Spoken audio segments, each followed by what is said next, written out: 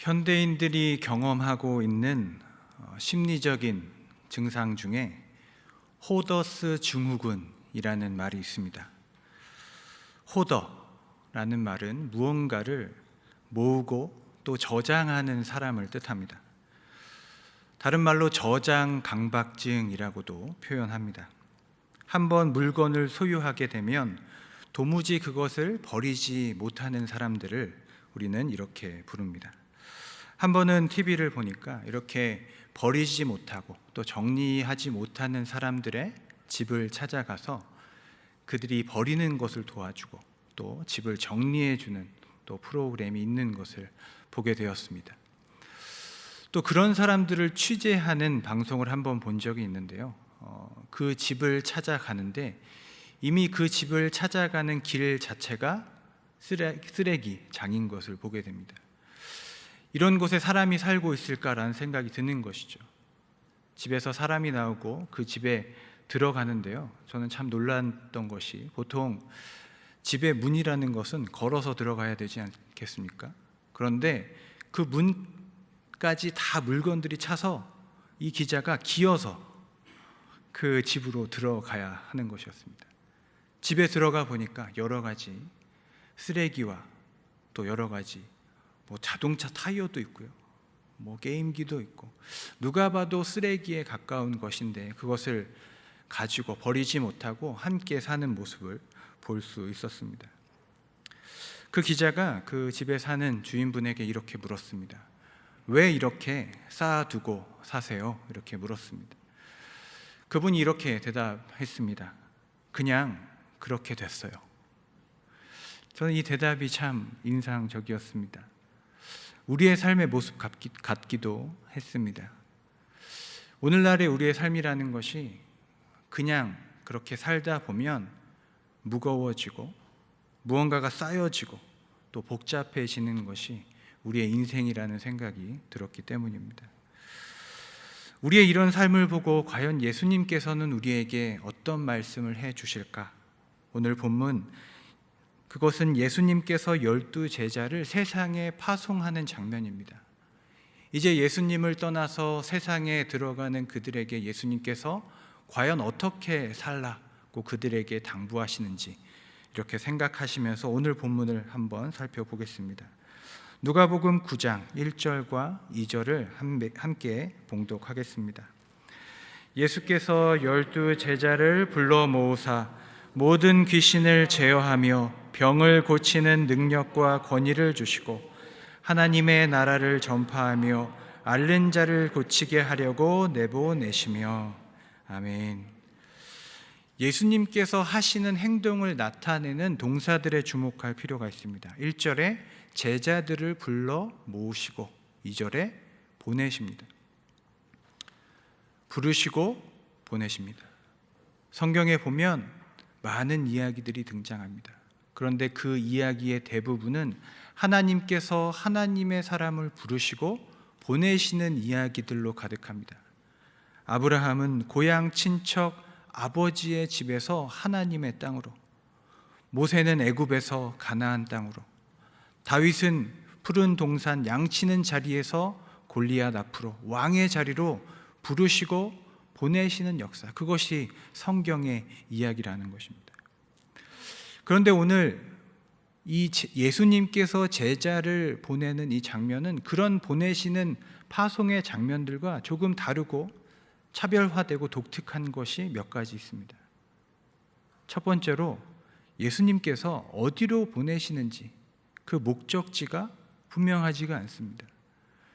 보통 어디로 가라, 내가 보여주는 땅으로 가라, 가나안으로 가라, 젖과 꿀이 흐르는 그곳으로 가라, 왕의 자리로 가라, 이렇게 부르시고 보내시는데 제자들은 오히려 그런 목적지가 보이지 않습니다. 2절에 보니까 내보내십니다. 마치 아무데나 어디로 가야 하는지를 스스로 결정해야 하는 보내심입니다. 여러분, 또 무엇이 또 다른 모습일까요? 하나님께서 하나님의 사람을 보내실 때는 보통 이런 약속이 함께 합니다. 내가 너희와 함께 하겠다. 모세를 보내실 때도, 여호수아를 보내실 때도, 요셉이 그 구덩이에 빠져서 고생할 때에도 하나님께서는 힘들 때마다 나타나셔서 내가 너와 함께 하겠다라고 약속하시고 또 보내주시고 지켜주십니다. 그런데 오늘 본문은 어떻습니까? 아무리 찾아보아도 예수님께서 제자들의 안전이나 제자들의 어떤 생활에 대한 보장이나 약속을 해주시지 않는다는 것입니다. 여러분, 여기서 우리가 알 수 있는 이 파송 사건의 교훈이 있는 것 같습니다. 이 여행은 목적지가 중요한 것이 아니라 과정이 중요한 여행입니다.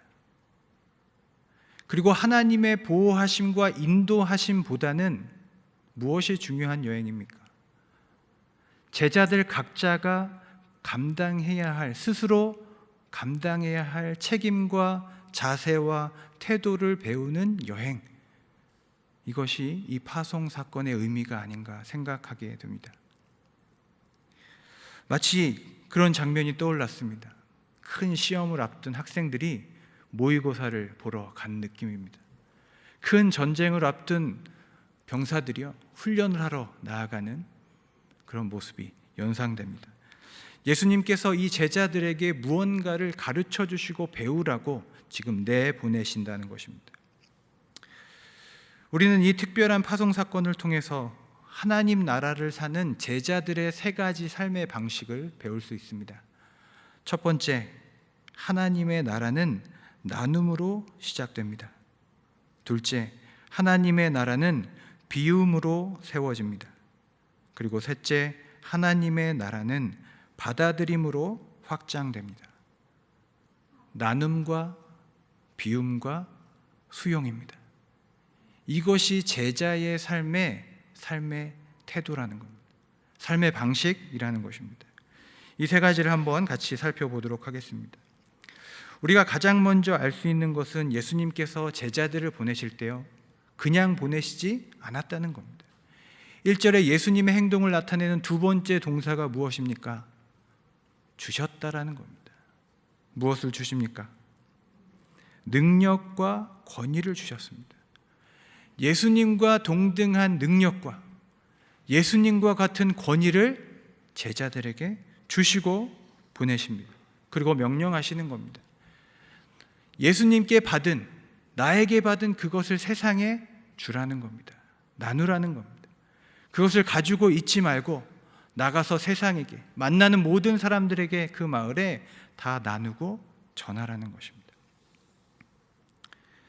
이렇게 하나님의 나라는요, 예수님의 주심으로 시작되고 그것을 받은 제자들이 받은 그것을 세상에 나누고 줄 때 그 하나님의 나라가 전파되는 것입니다. 주는 삶입니다. 여러분, 이 시대의 정신은 우리에게 이렇게 말합니다. 나에게 쓰는 돈을 무엇이라고 합니까? 투자라고 합니다. 그런데 남에게 쓰는 돈을 무엇이라고 합니까? 비용이라고 합니다. 비용은 어떻게 해야 됩니까? 줄여야 되는 것이죠.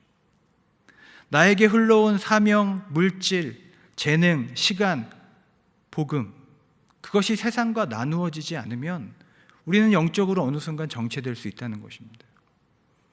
우리의 삶을 돌아보았으면 좋겠습니다. 만약 요즘에 우리의 삶이, 나의 삶이 영적으로 게을러지고 조금 무력한 마음이 드신다면 한번 돌아보셨으면 좋겠습니다. 나는 하나님께서, 예수님께서 나에게 허락하신 것들을 잘 흘려 보내고 있는가? 제자들은 지금 누가복음 8장에서 예수님이 행하시는 그 기적을 단순히 보는 자리에서 어떤 자리로 나아갑니까? 주는 자리로, 기적의 자리로, 관람석에서 운동장으로 나아가는 것이죠. 그 자리에 영적인 성장과 믿음의 성장이 있다는 것입니다. 그런데 흥미로운 점이 한 가지 있습니다. 이렇게 9장에 예수님과 제자들이 준다라는 이런 주제가 계속 반복되고 이어진다는 것입니다. 이렇게 제자들이 파송되어서 예수님께 받은 것을 막 주고 그런 것들을 훈련받지 않습니까? 그리고 다시 돌아옵니다.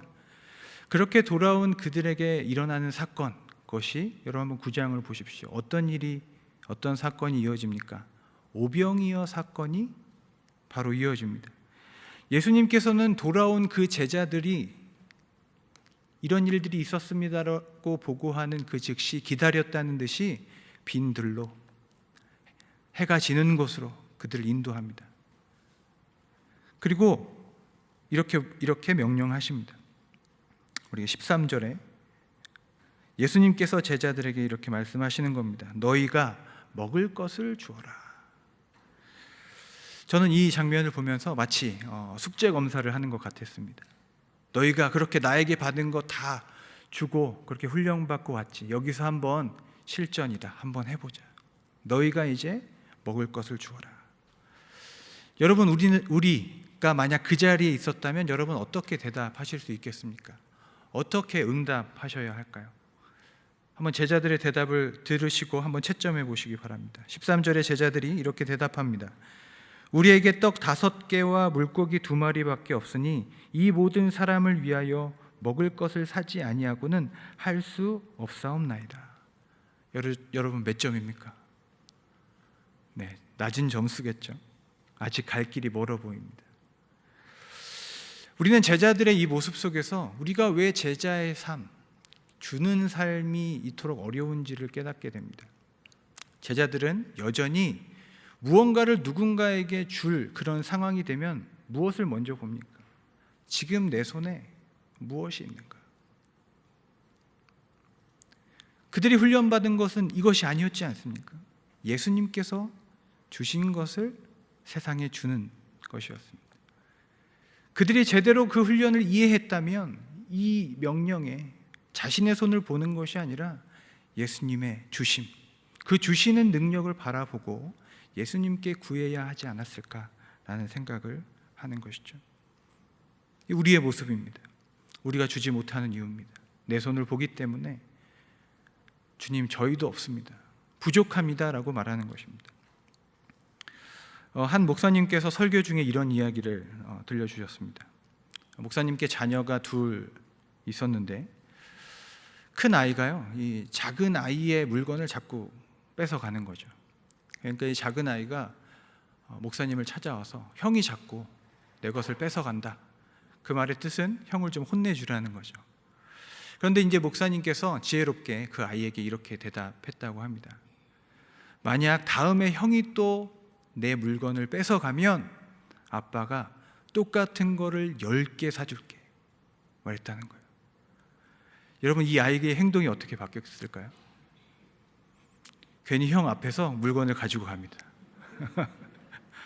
좀 가져가라는 거죠. 이거 안 필요하냐고 옆에 좀 두기도 하고. 왜요? 왜 그렇게 태도가 바뀌었습니까? 나에게 주시는 분이 아버지라고 믿는 거죠.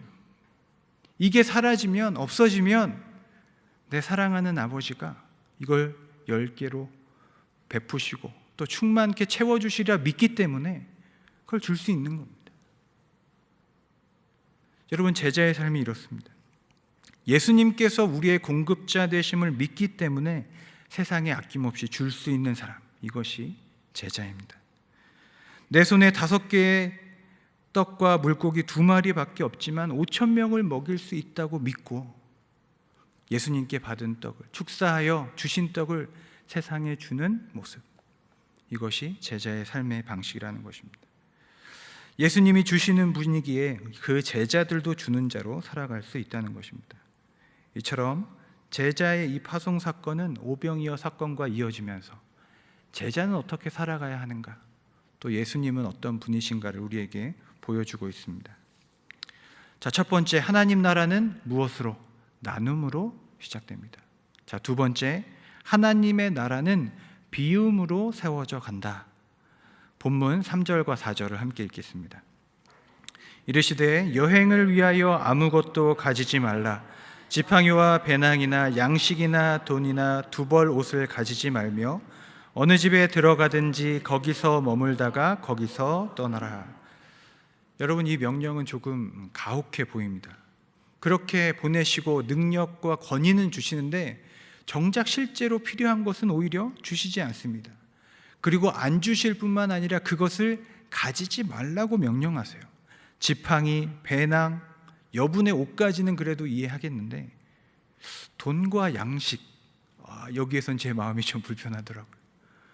오늘 밤 잘 곳이 없으면 어떡합니까? 하루 종일 먹지 못하면 어떻게 됩니까? 결국 제자들이 가지고 갈 수 있는 것이 무엇인지 여러분 생각해 보십시오. 한 벌 옷밖에 없습니다. 지금 입고 있는 한 벌의 옷, 혈혈단신으로 그렇게 세상에 나아가야 하는 것이죠. 어떻게 한 벌 옷만 가지고 여행을 할까 생각하다가 누군가 농담처럼 했던 말이 떠올랐습니다. 우리가 옷장 앞에 서면 흔히 하게 되는 거짓말이 2개 있다고 합니다.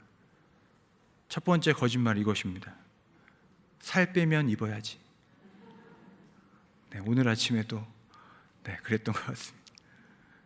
사실 진심입니다. 살 빼면 입겠다고 생각을 하죠. 그러나 그것이 거짓말이 되어갑니다. 왜요? 옷장을 둘러보니까 10년째 걸려있는 옷이 거기 있거든요.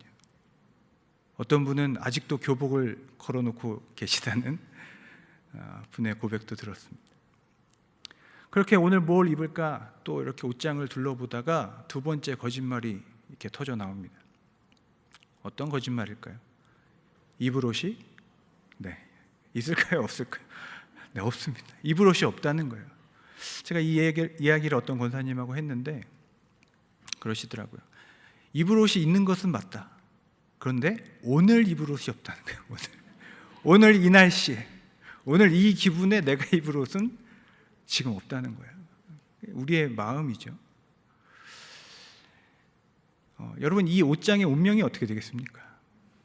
1년이 지나고 2년이 지나면 아마 더 이상 무언가를 더 넣을 수 없을 정도로 꽉 차고 무거운 옷장이 되지 않을까 생각이 드는 것이죠. 여러분, 우리의 삶이 왜 무거워질까요? 왜 복잡할까요? 비우지 못할까요? 우리가 중요하다고 생각하는 것들이 너무 많기 때문입니다. 여러분, 그렇지 않습니까? 내 삶에 여전히 가치 있는 것들, 지팡이, 배낭, 돈, 양식, 이것이 여전히 더 중요하니까 중요한 것들이 버리는 것이 없기 때문에 쌓여가는 것이죠. 여러분, 생각해 보시기 바랍니다. 이것이 내 인생에 중요하지 않다고 결단하는 것이 없으면 여러분, 중요한 것이 정작 중요한 대우를 받지 못합니다. 중요하지 않다고 결단하고 포기해야 중요한 것이 진짜 중요한 것이 되는 것이죠. 예수님 때문에 다른 사람들은 이것이 다 중요하고 또 필요하다고 얘기해도 저는 그것이 없어도 괜찮습니다 라고 결단이 하는 사람에게 진짜 중요한 가치가 떠오르는 것이죠. 단 하나의 진리, 단 한마디의 복음을 붙잡고 제자들이 자신의 삶을 위하여 하나씩 버려갈 때 그들의 삶은 가벼워지기 시작합니다. 가벼워질 뿐만 아니라 그것으로부터 자유로워지는 것이죠. 없어도 괜찮은 삶, 그것으로부터 자유한 삶이 되는 것입니다. 이것이 제자의 삶입니다. 비움으로 가벼워지고 민첩해지고 또 주님께서 부르시는 대로 언제든 달려갈 수 있는 그런 삶이 되는 것입니다. 자, 4절에 보니까 이런 또 예수님의 명령이 있습니다. 어느 집에 들어가든지 거기서 머물다가 거기서 떠나라. 이게 어떤 뜻이냐? 제자들이 어떤 마을에 갑니다. 그러면 자신의 집으로 초대하는 사람이 있지 않겠습니까? 그러면 어떻게 해야 되냐? 처음 머문 그 집에 계속 머물라는 거예요. 그 마을에 있을 때까지. 이것이 왜 중요할까? 당시 종교인들 또 철학자들이 중에는 이런 사람들이 많았다고 합니다. 그 마을에 더 나은 후원자가 나타나면 그의 집으로 옮기는 거죠. 더 나은 후원자를 찾기 위해서 계속 이 집 저 집 떠돌아다니는 것이 당연한 어떤 그렇게 가르침을 베푸는 사람들의 어떤 문화였다는 것입니다. 예수님께서는 그런 사람들과 구분되는 삶의 방식을 원하셨다는 것이죠. 한 젊은 작가가 인터뷰하는 기사를 보았습니다. 인터뷰하는 사람이 그 작가에게 물었습니다. 앞으로 어떤 일을 하고 싶으십니까? 라는 아주 간단한 질문이었습니다. 그런데 이 질문에 이 젊은 작가가 이렇게 대답합니다. 저는 무엇을 하느냐보다 무엇을 안 하느냐가 내 인생에 더 중요하다는 생각이 듭니다. 왜냐하면 이 시대는 모든 것을 할 수 있는 시대이기 때문입니다. 저는 무언가를 하지 않는 작가가 되고 싶습니다. 멋있지 않습니까? 이렇게 울림이 있었습니다. 무언가 더 나은 가치를 위해서 내가 지금 무언가를 하지 않는다는 것을 결단할 수 있는 것. 여러분, 이것이 참된 제자의 모습이 아닌가라는 생각이 듭니다. 여러분, 우리 모두가 이렇게 예수님 때문에 그렇게 하지 않겠다는 결단이 많아지시기를 주님의 이름으로 축원합니다. 지팡이와 배낭과 음식과 돈의 세계로부터 자유롭고 가벼워지시기를 간절히 축복합니다. 마지막으로 하나님의 나라는 받아들임으로 확장됩니다. 5절과 6절을 함께 읽겠습니다. 누구든지 너희를 영접하지 아니하거든 그 성에서 떠날 때에 너희 발에서 먼지를 떨어버려 그들에게 증거를 삼으라 하시니 제자들이 나가 각 마을에 두루 다니며 곳곳에 복음을 전하며 병을 고치더라. 아멘. 이어지는 제자들을 향한 예수님의 명령은 조금 이해하기 어려운 부분이 있습니다. 복음을 전하다가 복음을 받아들이지도 않고 이 제자들이 머물 곳을 허락하지도 않는 마을을 만나면 받아들이지 않으면 그 성에서 떠나라는 거예요. 그리고 그냥 떠나는 것이 아니라 떠날 때에 그 발에서 먼지를 털어버리라고 그렇게 말씀하십니다. 유대인들이 발에서 그렇게 먼지를 터는 것의 의미는 어떤 의미냐면 보통 유대인들이 이방 땅을 다녀오면 그 땅이 부정하다고 생각합니다. 그 땅에서 온 먼지조차도 거룩한 지금 유대 땅으로 가져가기 싫은 것이죠. 그래서 그 발에서 먼지를 털고 씻습니다. 자신들의 정결함을 위한 행위 중에 하나입니다. 그렇다면 이 행위가 무엇일까요? 그 마을에 대한 평가와 같습니다. 이 땅은 부정한 땅이다, 하나님의 땅이 아니다라는 어떤 그런 메시지를 줄 수 있는 것이죠. 그곳에 있는 주민의 입장에서 보면 좀 기분이 나쁠 수도 있는 그런 행위입니다. 그런데 여러분, 이 본문을 그 마을 사람들의 입장이 아니라 이 전도자, 이 제자들의 입장에서 읽어보시면 이것이 무슨 뜻인지 조금 이해하실 수 있을 것 같습니다.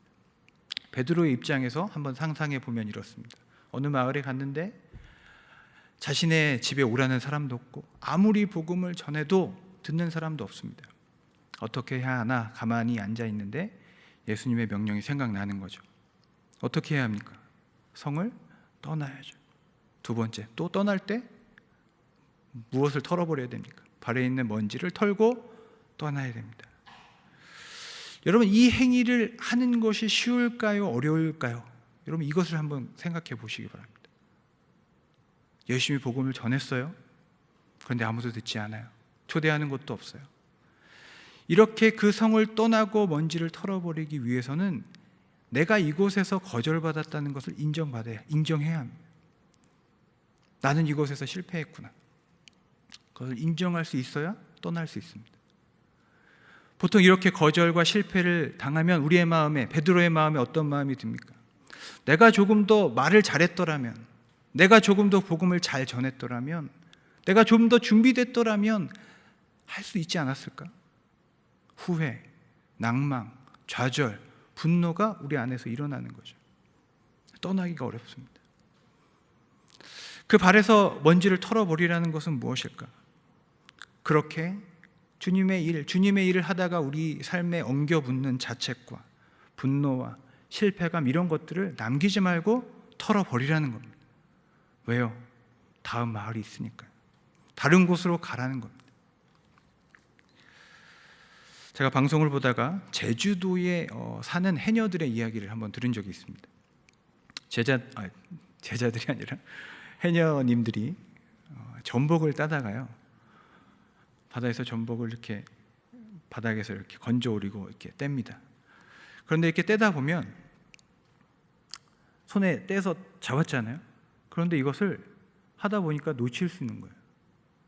그럼 보통 해녀들이, 또 저희라면 어떻게 하겠습니까? 너무 아깝잖아요. 그러니까 그 다시 떨어지고 있는 전복을 잡기 위해서 다시 깊이 잠수하다가 사고가 난다고 해요. 그리고 만약 다시 그것을 잡았다고 해도 이 살아남기 위한 전복의 노력이 거기 가미됩니다. 난 한 번 잡혔으니까 다시 잡히고 싶지 않은 거죠. 더 단단히 바닥에 붙는다 그래요. 그러니까 잘 떼지지도 않고 더 깊이 내려갔기 때문에 위험하다는 것이죠.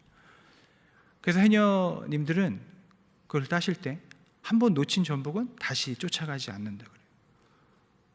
왜 그렇습니까? 다른 곳에 더 건강하고 좋은 곳을 찾아가면 된다는 것이죠. 사랑하는 여러분, 제자의 삶이라는 것은 거절을 받아들일 수 있는 삶이 제자의 삶입니다.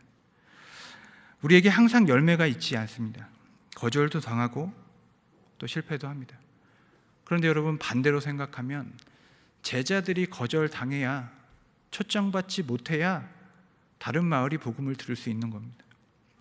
제자들이 거절받아야 그들은 다시 이게 나에게 달린 일이 아니구나, 하나님 앞에서 겸손할 수 있는 것입니다. 제자의 삶의 방식이란 거절과 실패의 자리에서 멈추고 분노하고 싸우고 자책하는 인생이 아니라 나의 넘어짐 또한 하나님의 섭리 안에 있음을 믿고 다음 전선으로 뛰어가는 삶, 전진하는 삶, 이것이 제자의 삶이라는 것입니다. 거절이, 실패가 그들을 결코 멈추게 할 수 없다는 것입니다. 작은 먼지조차도 그들의 삶을 더럽게 하거나 무겁게 하지 못한다는 것입니다.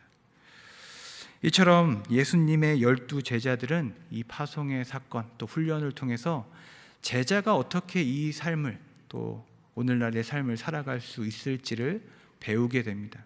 3가지를 말씀드렸습니다. 나눔과 무엇입니까? 비움과 수용입니다.